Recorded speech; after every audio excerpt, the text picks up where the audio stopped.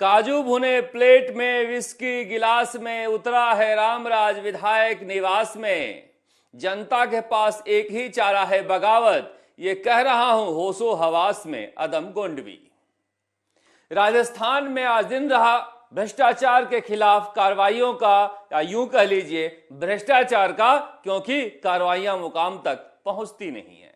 आज बातचीत करेंगे कहां कहां कैसे कितने सैकड़ों हजारों करोड़ के मुकदमे दर्ज हुए हैं, और सचिन पायलट वरिष्ठ पर्यवेक्षक बनके केरल जा रहे हैं। राजस्थान में प्रदेश अध्यक्ष गोविंद सिंह डोटासरा किस तरह के आंदोलन करने की तैयारी कर रहे हैं, और बीजेपी कैसे पलटवार कर रही है, और क्या गम खाए जा रहा है भजनलाल शर्मा को। मगर शुरुआत कर लेते हैं भ्रष्टाचार के खिलाफ आज की कहानी से।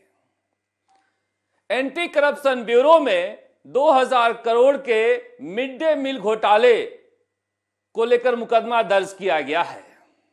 कोरोना काल में 2020-21 में छात्रों को घर जाकर अधिकारी मिड डे मील खिला रहे थे, ऐसा कहकर पैसे उठाए गए हैं, जिसके खिलाफ जांच शुरू की गई है और मुकदमा दर्ज कर लिया गया है। मुकदमे तो दर्ज होते हैं, अब जांच की परिणति क्या रहेगी पता नहीं। मदन दिलावर बहुत दिनों से फाइल लेकर घूम रहे थे। उधर आज भजनलाल शर्मा की सरकार ने, यानी एंटी करप्शन ब्यूरो ने उप मुख्यमंत्री प्रेमचंद बैरवा के विभाग पर कार्रवाई की है। 5-6 जगह डीटीओ आरटीओ जो संस्थागत भ्रष्टाचार का अड्डा बने रहते हैं, चाहे किसी भी की सरकार हो, वहां पर रेड डाली गई है और कई लोगों को पकड़ा गया है। ऐसे कार्रवाई प्रताप सिंह खाचरियावास जब मंत्री थे तो अशोक गहलोत ने की थी, और तब बड़ा हंगामा मचा था। इस बार कोई हंगामा नहीं मचा है कि मुख्यमंत्री ने उप मुख्यमंत्री के विभाग पर कार्रवाई क्यों की है, पर यह कार्रवाइयां दिखाती है कि भजनलाल शर्मा कुछ अलग मूड में दिखाई दे रहे हैं। पर हमारे पास जो खबर पहुंची है, बाबूलाल कटारा ने यह संदेशा भिजवाया है कि वो राजस्थान की जनता के नाम संबोधन देना चाहता है, राजस्थान की जनता को संबोधित करना चाहता है कि राजस्थान लोक सेवा आयोग किस तरह से भ्रष्टाचार में आकंठ डूबा हुआ था। अब जो नए चेयरमैन हैं उत्कल रंजन साहू, वो कह रहे हैं ये तो एक व्यक्ति के भ्रष्टाचार का मसला है बाबूलाल कटारा का। मगर बाबूलाल कटारा कह रहा है कि मैं तो आदिवासी इसलिए पकड़ के डाल दिया, और बाकी सारे यही काम किए हैं, वो मौज काट रहे हैं। मैं सबका कच्चा चिट्ठा खोलना चाहता हूं, किन किन नेताओं ने कैसे कैसे कब कब किन किन को भरा है।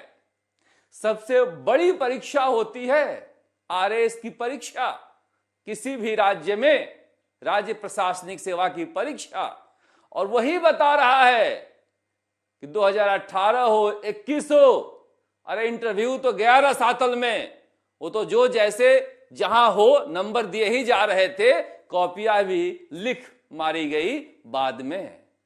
सुनने वाला कौन है? जब पहले दिन यह खबर छपी कि बाबूलाल कटारा ने बहुत सारी बातें ऐसे कही है, अब देखिए एसओजी को तो सब कुछ पता था, मगर एसओजी के मुखिया भजनलाल शर्मा ने आपात बैठक बुलाई और कड़े निर्देश दिए। कड़े निर्देश के बाद एसओजी बाबूलाल कटारा से पूछने गई जयपुर सेंट्रल जेल में, और बाबूलाल कटारा ने जो बताया उसके बाद उल्टे पांव भाग कर आई। किस किस को पकड़े, कैसे कैसे पकड़े, और इतने बड़े पैमाने पर जांच कैसे हो, और बड़े नेताओं के खिलाफ जांच कैसे हो जिनका वो नाम ले रहा है। अब ये भजनलाल शर्मा के ऊपर है, इतिहास में अपना नाम दर्ज कराना है कि ऐसा मुख्यमंत्री हुआ राजस्थान में जिसने भ्रष्टाचार को बर्दाश्त नहीं किया और पूरी जांच कराकर दूध का दूध और पानी का पानी किया। उसके बाद एसओजी अब मनोज जैन है, अशोक जैन है, उससे पूछ रही है। उसके बाद दीपेश कटारा उसके बेटे से पूछताछ कर रही है। अब इनसे पूछताछ में कुछ रखा नहीं, वो तो बता ही रहा है बेचारा, सब कुछ बता रहा है, जो जा रहा है उसको बता रहा है। वो तो सरकारी गवाह बना ले अगर एसओजी तो भी बता दे। वो अकेले उसको ये गम खाए जा रही है बाबूलाल कटारा को कि मुझे एक आदिवासी व्यक्ति को डाल दिया गया है अंदर और मेरे ही नाम के बिल फाड़े जा रहे हैं, जबकि सारे लोगों ने वही काम किया है। पर ये बड़ा इम्तिहान है राजस्थान के मुख्यमंत्री भजनलाल शर्मा के लिए कि वो इस अग्नि परीक्षा में पास करें। वैसे भजनलाल शर्मा इन दिनों बागी मूड में दिखाई भी दे रहे हैं। अपने महकमे की पोल खोलते हुए नजर आए आज पुलिस कॉन्फ्रेंस में। इसे हमें रोकना है। नशाई संगठित अपराध को बढ़ावा देता है। यदि अपराध की रोकथाम करनी है तो नशे के व्यापार को रोकना होगा। और मैंने देखा है मुंबई से एटीएस की टीम ने यहाँ आकर कार्रवाई की। गुजरात की टीम ने जोधपुर और बाड़मेर जिले में कार्रवाई की। ये निश्चित रूप से एक सवालिया निशान होता है। अपने ही पुलिस पर सवाल उठाए हैं कि महाराष्ट्र से, मुंबई से, गुजरात से एटीएस आकर यहां कार्रवाई कर लेती है और यहां पर जिला पुलिस को कुछ पता ही नहीं रहता है। किसने कहा पता नहीं रहता है? ये ना चाहें तो एक भी एमडी ड्रग्स की फैक्ट्री ना लगे। पुलिस अगर किसी जिले में चाहे कि बजरी का अवैध परिवहन नहीं हो, कहीं ड्रग्स नहीं बिके, तो फिर कहीं नहीं बिकेगी। अवैध खनन नहीं हो तो कहीं नहीं होगी। पुलिस के पास इतनी ताकत है और इतना इकबाल है, बस नैतिक बल की जरूरत है जहां पर कमजोरी दिखाई देती है। पर वाकई में क्या भजनलाल शर्मा अपने तीसरे साल में दिखाई देना चाहते हैं कार्रवाई करते हुए? क्योंकि 2 साल यह कहते हुए गुजर गया कि हम किसी को नहीं छोड़ेंगे, हर मगरमच्छ पकड़ा जाएगा। पर अगर तीसरे साल में कार्रवाई शुरू हुई तो निश्चित रूप से भजनलाल शर्मा धीरे धीरे एक मजबूत मुख्यमंत्री के रूप में अपनी पकड़ बना लेंगे। वरना न जाने कितने मुख्यमंत्री हुए हैं, एक नाम और सही। पर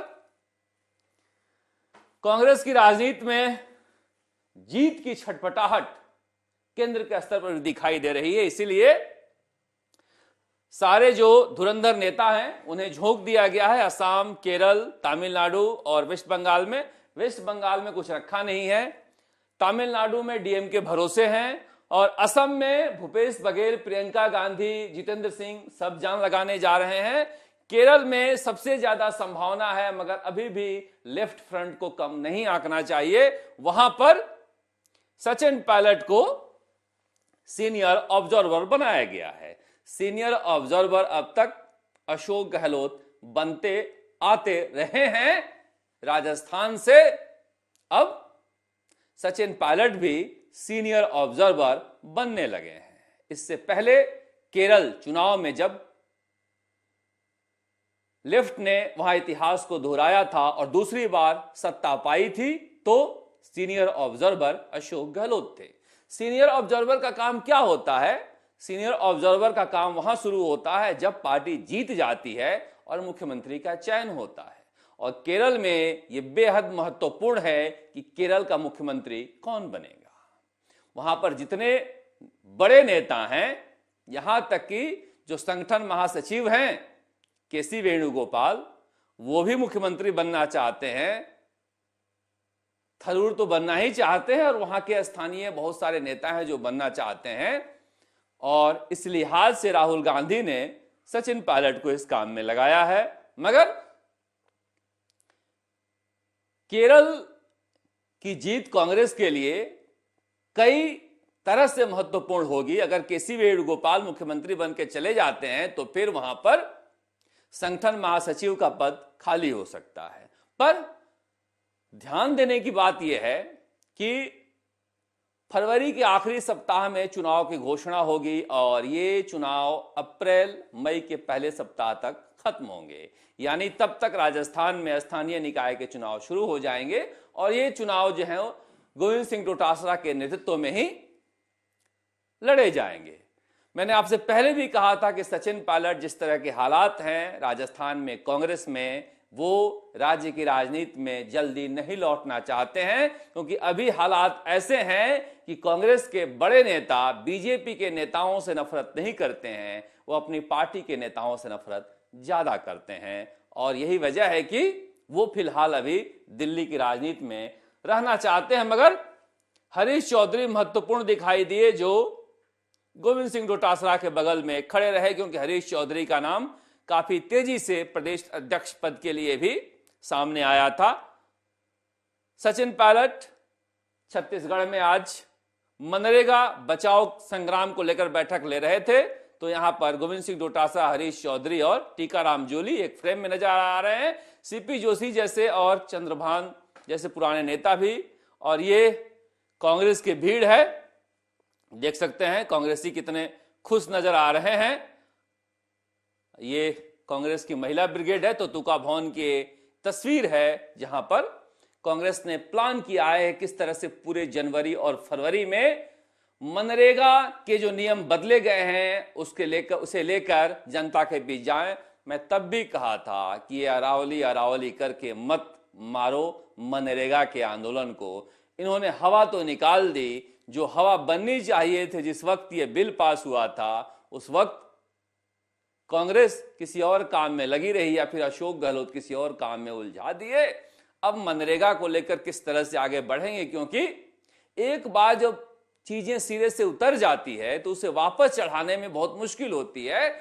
अभी अभी ये बिल पास हुआ था तो एक मौका था कांग्रेस के पास, मगर राहुल गांधी भी बाहर चले गए और कांग्रेस भी दूसरे कामों में व्यस्त रही। हालांकि सोनिया गांधी जानती है कि ऐसा मुद्दा है जिसके आधार पर कांग्रेस के कार्यक्रम को गांव में फिर से खड़ा किया जा सकता है, और इसीलिए ये तस्वीर भी कांग्रेस की देखने में नजर आ रही है। अब कुल मिलाकर हालांकि अशोक गहलोत जयपुर में थे, मगर वो इस मीटिंग में गए नहीं। हो सकता है कि उनकी तबीयत इन दिनों नासाज रहती है, पर वो ट्वीट करते रहते हैं। उधर मदन राठौड़ आज पार्टी की तरफ से हमलावर रहे, जिन्होंने ये बयान दिया कि किस तरह से चोमू में जो कांग्रेस की टीम गई है मस्जिद बचाने के लिए, वो तुष्टीकरण कर रही है, और दूसरी तरफ किस तरह से भ्रष्टाचार में कांग्रेस के नेता लिप्त हैं। मुझे लग रहा है कि धीरे धीरे जिस तरह से कहा गया है कि अप्रैल में चुनाव हो जाएंगे, उसे देखते हुए ऐसा लग रहा है कि राजस्थान की राजनीति भी अब धीरे धीरे गर्म होगी। हालांकि बजट सत्र कहा जा रहा है कि फरवरी के दूसरे सप्ताह से शुरू होगा, और बजट सत्र में जो फिजा बनेगी वो आगे जाकर उसकी राजनीति देखने को मिलेगी। पर कुल मिलाकर जब ये कहा जा रहा है कि ओबीसी के गणना को लेकर चुनाव टाले गए हैं, तो एससी एसटी वाले कह रहे हैं कि जब ओबीसी आरक्षण तय हो रहा है 2025 की जनसंख्या से, तो एससी एसटी वालों ने क्या बिगाड़ा है कि उन्हें 2011 से कर रहे हो, उनकी भी सीटें बढ़ा दो। पर अब ये कांग्रेस को देखने की बात है, कांग्रेस इस मुद्दे को कितना उठाती है। पर मुझे लग रहा है कि 2026 भजनलाल शर्मा के लिए भी एक बड़ी चुनौती होगी, इसीलिए इस अवतार में वो दिखना चाहते हैं कि भ्रष्टाचार के खिलाफ मैं योद्धा की तरह लड़ रहा हूं। दिखने के अलावा करते हुए भी दिखें तो ज्यादा बेहतर होगा। आप देखें राजस्थान तक। नमस्कार, जयपुर से शरद कुमार।